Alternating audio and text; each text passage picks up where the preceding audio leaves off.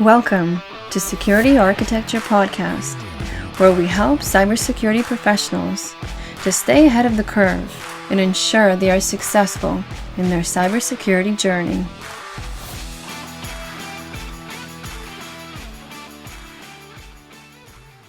Hi, I'm Evgeny. Hi, I'm Dimitri. We have here Alex from Twingate. Alex, can you please introduce yourself and the company?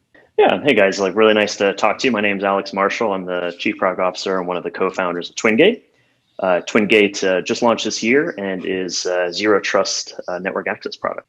What's the name of the product that you're building? Yeah, in this case, so we're a fairly new business. So we were founded in January of 2019, and so the product is Twingate, same name as the company. And what we're really focused on is make it really easy for companies to adopt zero trust. So I'd love to talk more about that. So Alex, we are podcast about architecture, and we of course want to ask questions about architecture. We do interested about the name. Maybe you can tell us a bit about the name before we move to architecture. But in general, we want to understand how you guys build, how you guys design. We're guessing you in a cloud somewhere. How many popes you have, or maybe design a bit differently. How do you route the traffic? So the name is actually very closely tied to the architecture. And so this actually might be a great opportunity to actually pull up an architecture slide and we can talk about that. But the general concept is that Twingate refers to there are 2 points in our architecture where we're actually checking whether a user is in fact authorized to access protected resources. So we do it once, as you'll see on the slide in a second, at the client application, which runs on the user's endpoint. Could be Mac, Windows, iOS, Android, Linux, anything. And then we do an extra additional check at in this component we call our connector, which runs on the actual remote network that the user is connecting to. So that's sort of where the name comes from. And as you know, it's very hard to come up with a name, so we're actually pretty happy with this one. So should I show you the architecture? I think that's a good intro for that. And we can talk a little about how this works. Okay, so to talk just a little bit more about the architecture, this is a fairly high level diagram. I've got one more that's a little more detailed. I do think our architecture is fairly unique for you guys or for anyone who's watching. If you're familiar with the software defined perimeter model, that's roughly what this follows. So there's 3 components. I talked about a couple of them earlier. Again, the client application that runs at the endpoint, and I'll come back and talk about that. But basically, all of the decisions are made at the client as to what's allowed to happen with network traffic, which is pretty different about the way Twingate works. The second component is in that sort of hidden, sort of like dark blue box or Twingate. That is the hosted infrastructure. I'll talk a little more about that in a second, but the idea is that that's where rules are set as to which users and which devices are allowed to access which resources or destinations and which remote network. And then the third component, indicated by sort of like the solid blue boxes, is the connectors. The idea behind this diagram is just to show you that the connectors, which can be deployed in a number of different ways, can be either a Docker container, something like that, or a native sort of Linux systemd service. The purpose of this diagram is to show that these can be deployed on any number of networks.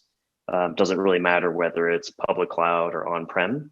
And the purpose of Twingate is to give the user, based on the network connection they're making, direct access to that remote network via a particular connector. And the last thing I'll point out on the connectors is that they actually sit behind the firewall. So in this example, we've got 3 separate networks. Connectors all sit behind the firewall, so they're completely invisible to the outside world. And the last component is how we actually authenticate. So users are identified. So we use like identity-based authentication, right? So based on a third-party identity provider. And so what this really means is at the end of the day, like every single network connection request is identified or tied back to a user's identity. And that's what's being used in part to make a decision about whether the user is allowed to connect. When you say Twingate, is Twingate a cloud, I'm guessing? Yeah, so let me actually go to the next slide here. So the way to think about Twingate is with these 3 separate components, the endpoint install client app is, an app obviously on the connector side. That's the container is talking about. The part in the middle, which I think what you're asking about, the hosted portion is really you can think about like a globally distributed system. There's really 2 parts. There's, again, following the SDP model, there's a controller, which is what sets the rules about who's allowed to access what. And then the relay, which we can talk a little more about, is really a very, very lightweight component. And that's what's distributed globally at a bunch of different POPs around the world. The way that our architecture is set up, from sort of an operational standpoint, is we've got relays in 12 global locations. And every time we notice that traffic is being routed to a new global location, we'll launch a new relay. You can think about like a new point of presence for a new relay. And the controller is located where? The customer side, also in your cloud? Yeah, so the controller is actually also in our cloud. Yeah, and one thing that's a little bit different about this, if we get an opportunity to talk about this later on, we'll show you the product. The controller, as I mentioned, sort of like holds all these rules, and when the users or the administrators interact with our products, that admin console that they're loading is really setting those rules in the controller. But what's a little bit different about Twingate is that none of the sort of live decisions for network connections are actually made at the controller. You can think about the controller setting the rules, and they get pushed back to the client and to the connector.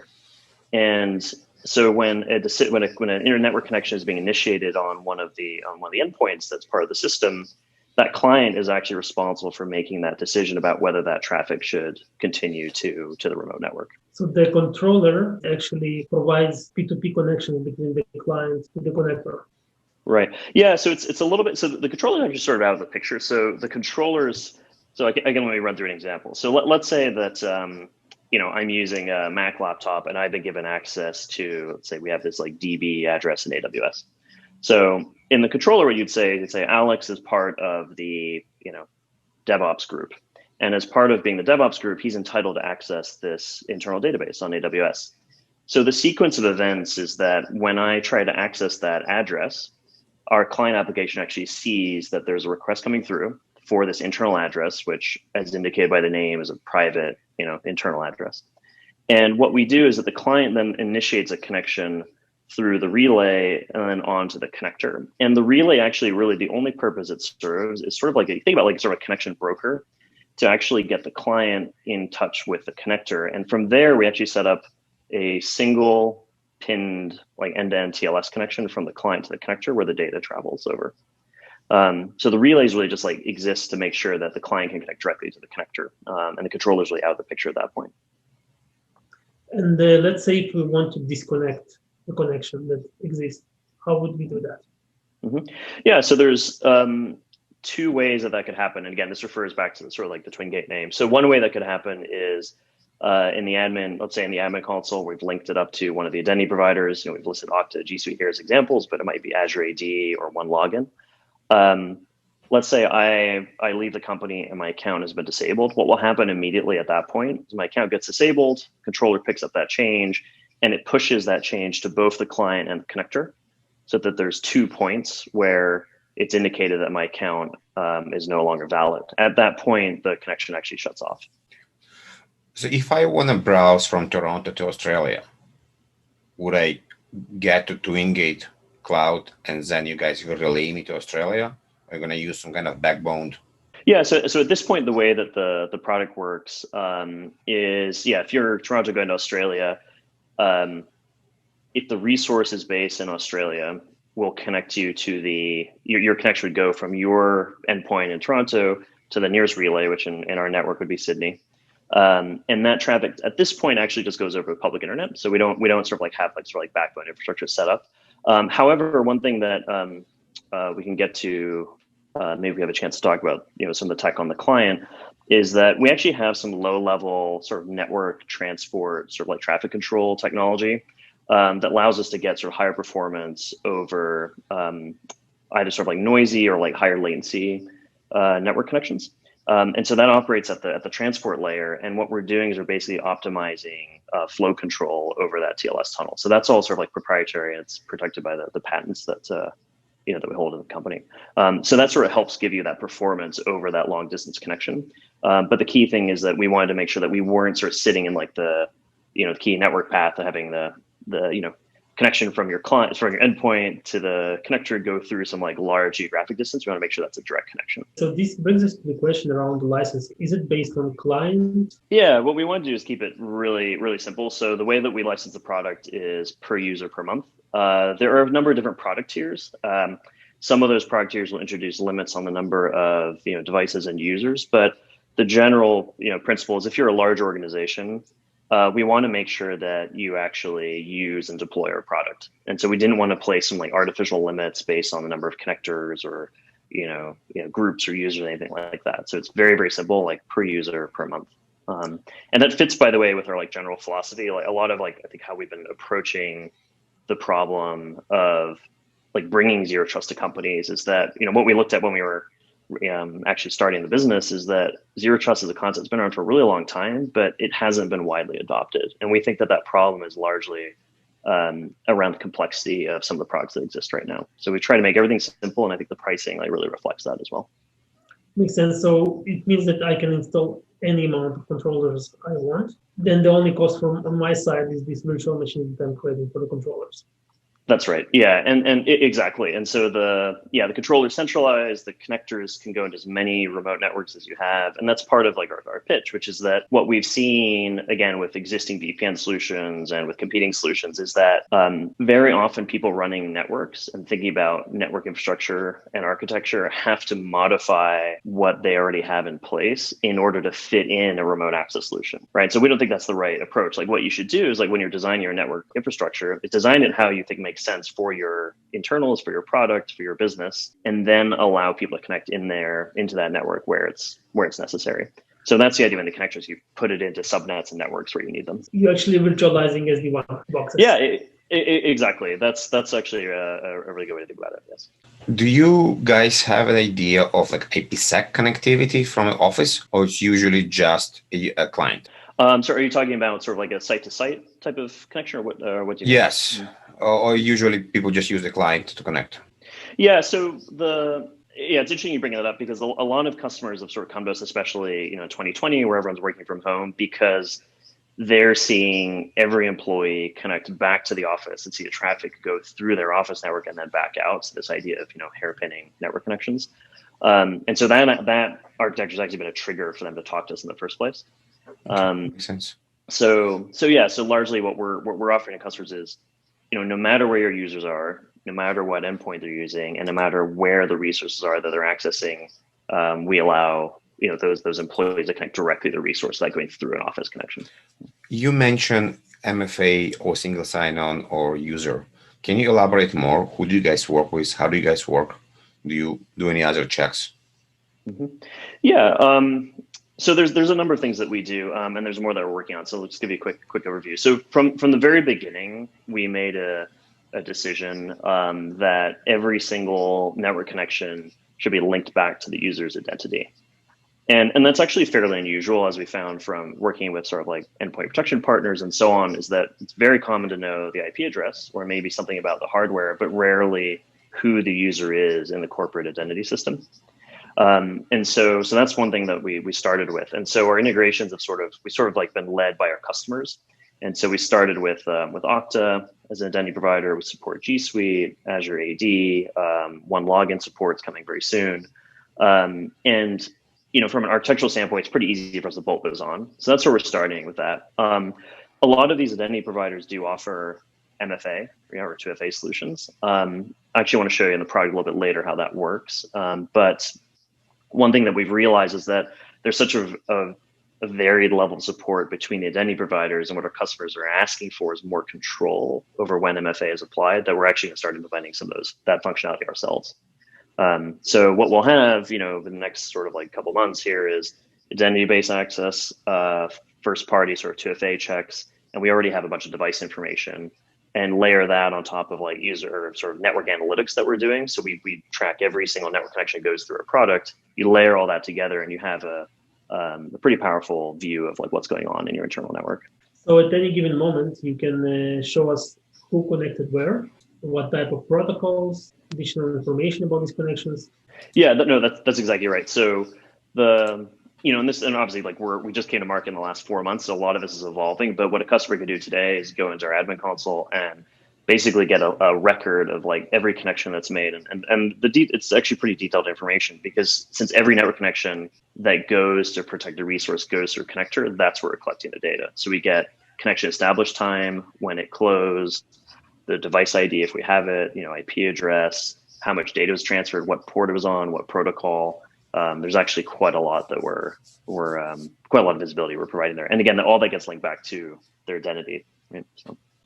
Do you have knowledge about the host names and IP addresses when you're looking at existing connections, or just IP address and ports? That's right. Okay. Yeah. So as far as like network analytics goes, we have what we have is information about what the user actually requested. And so I think it's just like I want to show one last slide here on what we're doing, because I think it's again a little unique and will give you more context on that question. So on the client, which I sort of, if we zoom in on this, there's actually a lot going on under the hood. So I talked about how all the decision making is happening there. The way to think about us is that we're actually really a transparent forward proxy system.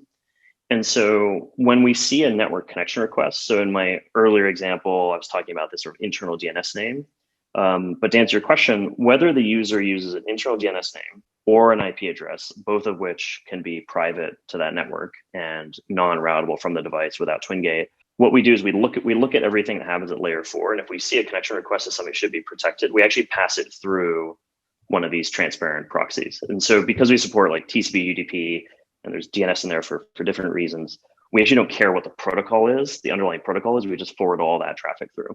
And so what we end up logging from an analytics standpoint is whatever the user requested. So if they use an IP address, we'll show that they request an IP address coming through that connector, going through, let's say, the TCP proxy, and then we'll show whether that IP address actually resolved and there's a connection there.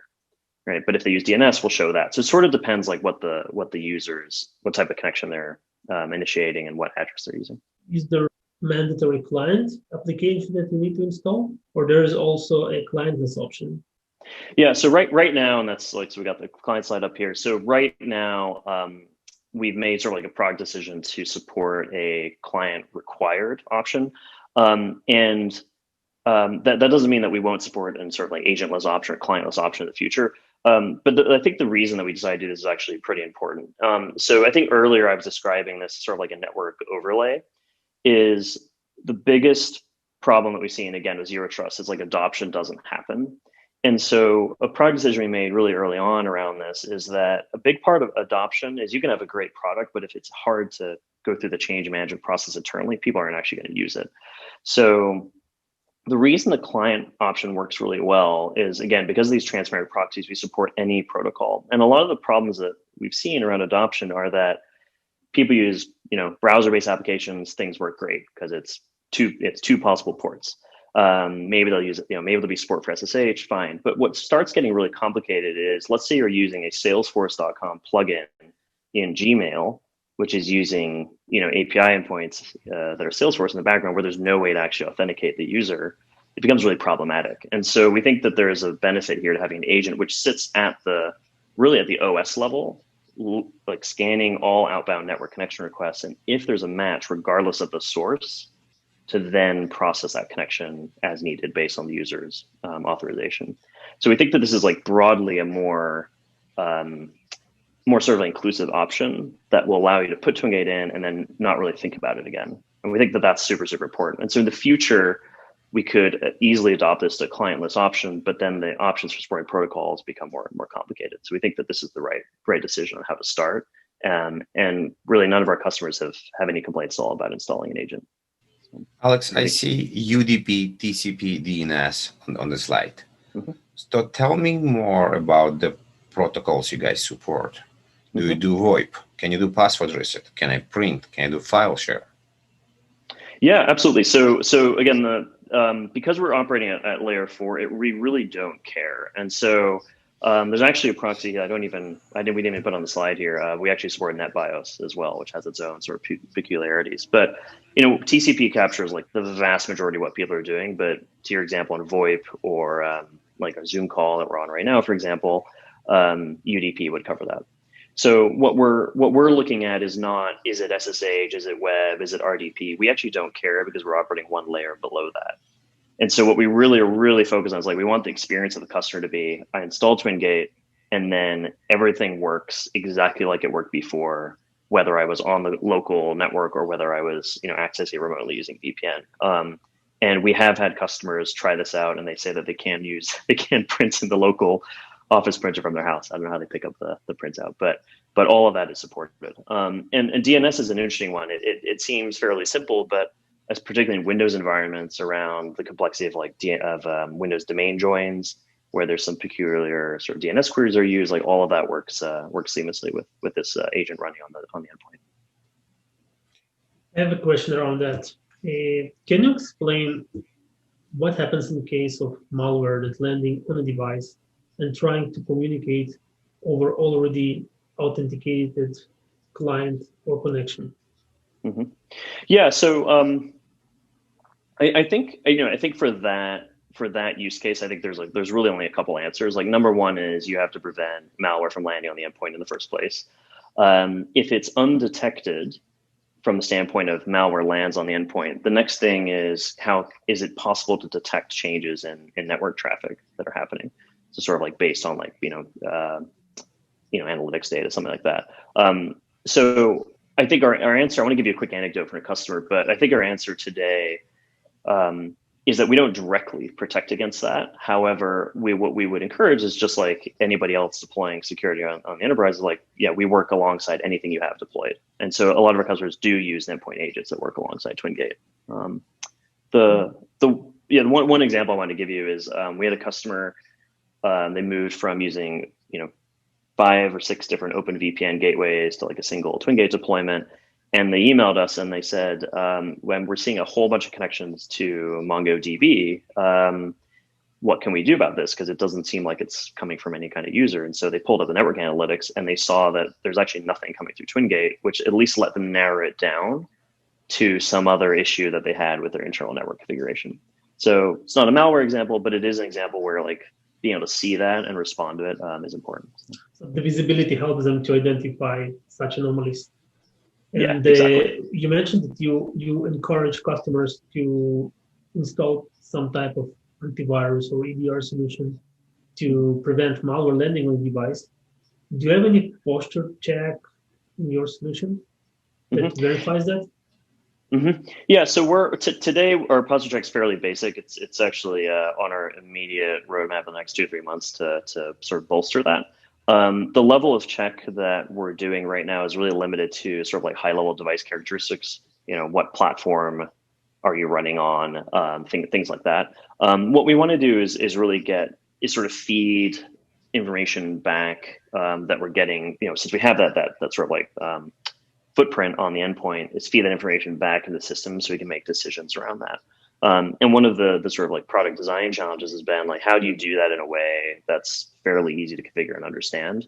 And so I think we're probably a few months away from having something to market that we're actually pretty excited about that would give you a fairly easy way to manage that. But I think, totally acknowledge, I think that, to have a fully sort of like built out solution for any company, like part of that is making decisions based on the device. The last thing I'll say on that is we've had a lot of sort of customer input on doing the integration with an existing EDR solution. And so there's sort of partnerships that we're investigating around that to pull data directly from that EDR solution, which might give some like score or other detailed data that we can use in making a decision. And the nice thing is that if our agent or our client can communicate with their agent on the device, you actually don't have to do anything. How your solution behaves in 2 cases. One of the cases when I have really, really slow network, and I still want to connect remotely to my work and be able to normally. And the second condition is when I'm roaming between networks.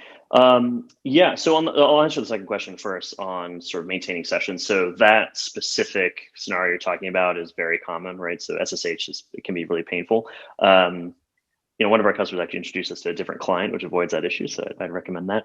But the terms of how the underlying tech works, it is going to depend a little bit on the tolerance of the protocol. What we've done in our testing is we wanted to make sure that if there are any sort of like small interruptions in service, so basically anything up to, and I forgot off the top of my head the exact time frame, but sort of like short interruptions won't be noticed by the client. And the way that this works is that if you look at what's happening at a network level, is that SSH client you're running doesn't know it, but it's connected to that proxy on the local device. And so because the client application doesn't see any interruption in the network connection, and we're managing the network connection after that, as long as it doesn't time out for too long, triggering SSH to fault basically, then we're going to reestablish a connection on a network change, and the connection should continue uninterrupted. So that's sort of like the benefit of that transparent proxy, is that the client is sort of insulated, the client application is insulated from some of those changes. And I want to show you a demo here really quickly on SSH. To answer your first question on speed, the sort of the ancestry, I guess, of the patents that are part of Twingate actually come from a sort of consumer basis. And so the tech, and we call it, it's called Hydra, which is sort of an internal name. But the idea is that the Hydra refers to the fact that we actually maintain 8 sort of multiplexed concurrent TCP channels. And we do is that on a per network connection basis is that we actually manage traffic flow. And so, as I'm sure many of your sort of like viewers will know, one of the issues of TCP is that out of the box, if there's one packet dropped, that the bandwidth on the sort of like the packet flow rate is dropped by 50%, and then it's ramped back up, right? And so this Hydra technology, what it does is it basically takes a more intelligent approach to managing flow of packets. And because it comes from this sort of like consumer background, it's been deployed on like hundreds of millions of consumer devices for consumer sort of situation. It's been battle tested through, like crappy Wi-Fi and, mobile networks and all that kind of stuff. And so it's just like really, really solid sort of like underlying layer. But really just manage that packet flow makes a big difference. The last anecdote I'll share is that customer of ours actually trialed our product against a very well-known CDN, and they got higher performance through our products than they did through the CDN. So I think it's just like a good testament to the flow control. Do you guys use any particular protocol, SSL or anything else for the communication? What we're doing, so from the client through the connector, that is just a regular old TLS tunnel. But then what we do is that we control the flow, the sort of packet flow control through that tunnel. So encryption standard, all that stuff is standard, and really what we're tweaking is like, how do you pass packets through the system? And because the other thing is, again, if you look at like traditional VPN, it's one pipe. Okay, so through that one pipe, I might connect to lots of different destinations and have different packet loss at those different destinations for whatever reason. But because it's one pipe, I get one packet loss, we drop the flow rate on all of them. So this allows us to look connection by connection and adjust based on the quality of flow rate to each destination. Around reporting, we ask you about what you can see. I'm wondering what kind of reports or behavior you can provide to the customer. Maybe you're doing something potential dangerous. You can maybe change his risk, or say that Evgeny is doing something dangerous, or Dimitri. Well, are you or Dimitri more likely to do something dangerous? For sure. Yeah. Oh, it's easy, right? No, so I think the reality is, I think we have. I mean, how would I look at this? I mean, we're an early product. Again, we went to market within the last 6 months. We don't have anything that's sort of like fully built out and automated around that. We're focusing on, I think what we're really hearing for customers at the bar is a lot of ways like pretty low because of what existing VPN solutions are like. And that's largely what we're replacing, is really any kind of visibility is great. And then I think like a bonus is being able to give the customer some kind of insight based on that visibility.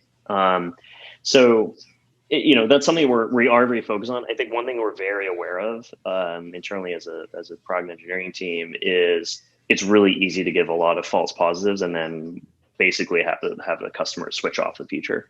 But that is something that for 2021 that we want to invest a lot of time in is providing high quality alerting on suspicious activity.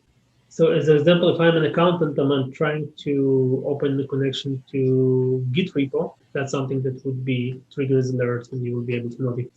Yeah. So actually in that example, and this is why it's quite different to sort of existing solutions, is if you're in accounting and you don't have access to, let's say, the self-hosted GitHub repo, as you're saying, that connection will never even leave your device, right? So we might want to alert on it to say that someone's trying to do it, but at least we stop any of that behavior at the device. And so if you think about the sort of implications for security, what you're doing is you're narrowing down what you need to focus on to the people that are highest risk. And so if you're Bob in accounting and you have access to whatever it is, NetSuite or something, and that's it, what that risk is. But if you're a high level, DevOps engineer and you have access to the entire production environment, then maybe you actually want to focus your security efforts on making sure that person's device or devices are secured, right? So it lets you sort of like focus your efforts a bit more internally. We're kind of done with the official part of the show. I know you wanted to show us a demo, so we will want to see what do you want to provide, and maybe you can ask a bit more questions. Yeah, so I think it'll just take like 3 minutes. And I think one thing I want to like get across is the fact that this agent runs in the background. It's transparent to the user. It just sort of like show you what that looks like in the real world. I know you wanted to show us a demo. While you're showing us a demo, can you please explain why you guys made the decision to put the brain on the agent and not in the cloud part? Mm-hmm. Yeah, so I think that the real reason for that is if you look at sort of how things have evolved, historically, you've got, so from a general architecture standpoint, you used to have people in an office, servers in an office, devices in an office, everything is in one place. And gradually things have sort of become spread out to the point where nobody's in an office, the resources are anywhere but the office, but somehow a lot of the firewall technology is still in the office. It doesn't really make sense. And so what we've seen sort of evolutionary standpoint is Cisco put a bunch of routers and hardware in people's offices. Then you had a bunch of other sort of new crop of companies come along that basically said, well, let's take that hardware and put it in the cloud and then just route all your traffic through the cloud. And that was an improvement from just like a general management operational standpoint, but it does introduce a lot of latency. And so what we believe is the right thing is actually, why don't we take that tech and actually move it back onto the endpoint? And now you can make decisions instantly. You don't have to pass all your traffic through a central system. And that's actually really key. So one of the big reasons that customers who should talking to us is that Zoom is a huge problem. Everyone's on Zoom, that traffic goes through the office network. What we do on the Twingate client, as you'll see in a second when I connect, is that traffic never goes through Twingate. It actually just keeps going over the public internet, and we only take the traffic that's going to private destinations. So that's really like why we decided to take that approach. Split tunnel by default. Yeah, it's sort of like splits on by default, but sort of like a pretty nuanced one. So on that subject, like what you're seeing here in the admin console is, this is a list, the resources are a list of destinations that would go over that split tunnel, if you will. And they're organized logically into these remote networks. And so the implication is that if I access one of these 7 resources in Google Cloud, my traffic will automatically go to the connector in Google Cloud. But if I try and access something in Azure, AWS, my traffic will go to those destinations. So it's sort of, you've got something more sophisticated, split tunnel to one VPN gateway. You've got a, sort of like we're talking about earlier. So it's basically a software-defined network, right? So you've got traffic being routed to destinations based on address and identity. So I don't want to spend too much time in the admin console, but just to show you what this sort of looks like, we set up our Google Cloud remote network. We've got a set of resources here, and they're just addresses. You can use CIDR ranges if you want to, or IPs, wildcards. We're very flexible. And just to show you what the connector deployment looks like, we've made this super easy as we can. Docker is sort of the default option. We give you one line to run. You run that, connector's deployed, and customers can literally set this up in 10 minutes, right? So we've made it as easy as we possibly can make it. So we'll start with a web resource, and with this web resource, like this address is a private address, so no one can access it unless they're connected to Twingate. So what I'm going to do is actually connect to Twingate, and when I hit connect in a second here, you'll see a window pop up and an Okta login. That will establish my identity and connect me to the network. So let me do that now. Okay, so I'm now connected to Twingate. So now from here on, only traffic going to like private addresses actually goes through the Twingate network. I didn't have to log in again because I actually was already logged into the Twingate admin console. So now if I go back to the web here, I hit refresh, this address will resolve through our proxies, and this sort of demo page loads, just a web server page. So that just shows like the fact that everything's private. To show you what SSH works, how SSH works, let me load up this. Similar concept, I'm actually just going to SSH into this private address, .int.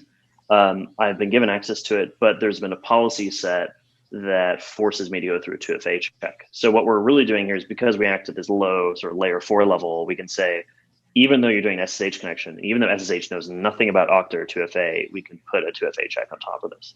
So I'm going to hit enter, and this connection is paused while I am asked to go re-authenticate myself. So this happens again, another window here. I'll pull this over. And what you'll see is that I have to enter a 2-factor code. And while I'm doing this, that connection, as far as the SSH client is concerned, has been held, right? So it doesn't know that it's actually just waiting for Twingate to respond. So once I've passed 2FA and I've proven that I can pass a 2FA check, we'll redirect back to Twingate, and then you'll see that his connection gets released. So I think this sort of shows how we operate at that lower level. I'm wondering, what if a customer using some kind of a web gateway to block Facebook or whatever they use for URL filtering? How do you work together with your solution? Mm-hmm. It depends on what type of solution that they're using. If they're using a DNS-based solution, what we do is the first thing we check is, do we care about this destination address? We don't do any lookups yet. So in this case, do we care about this address here? If we do, we pass through Twingate. Otherwise, we ignore it. So it goes out via the default gateway, and default gateway and DNS resolver, by the way. So if the gateway sends you through that web filtering product, it'll still do that. If the DNS resolver is a DNS filtering product, then it'll get DNS filtered as well. So there could be situations where that doesn't work, and that's an area where we want to improve integrations. But generally, it should do whatever it did before if the traffic is not going over Twingate. Yeah. So so that sort of like shows you the demo. And then once I'm connected here, I don't need to sort of re-authenticate myself every time because there's a lifetime to that authentication. Very interesting. Thank you very much. We're going to ask you for more information to link to Whitepaper and POC. But it was a pleasure to have you on the show. Fantastic. Well, yeah. And for anybody watching, it's really easy to get set up. Just go to the website, twingate.com. But thanks very much for your time, guys. Please remember to subscribe to our podcast and join us for our next episode.